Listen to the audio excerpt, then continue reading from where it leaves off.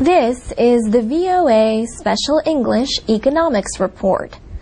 Factory labor built China into the world's third largest economy after the United States and Japan.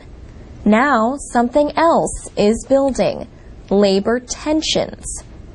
China bars labor unions independent of the Communist Party. But George Haley at the University of New Haven in Connecticut says labor unrest is common and is not new. There has been a large amount of action among workers for higher pay.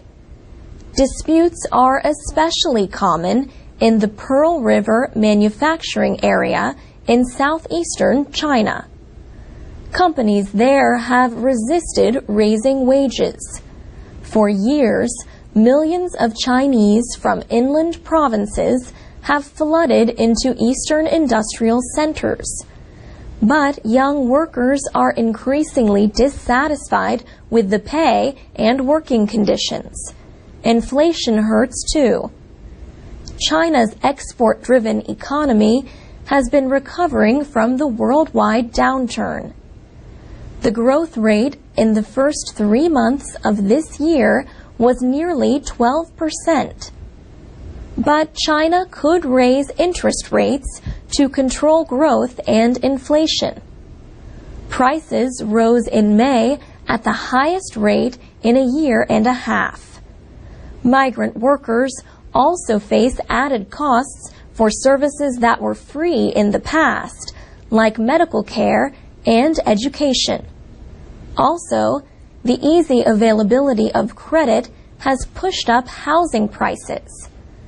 The government does not report on migrant unemployment, but media reports say an estimated 20 million migrant workers returned home last year after losing their jobs. Labor unrest in China takes different forms. Recent strikes against foreign companies have included suppliers for Japanese car makers Honda and Toyota.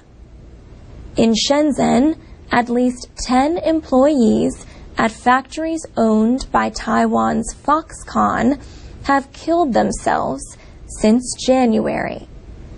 They complained of long hours and low pay. Foxconn makes Apple iPhones and iPads and electronics for other companies. Foxconn has agreed to double basic pay to nearly $300 a month. Foreign-owned companies generally offer the best conditions.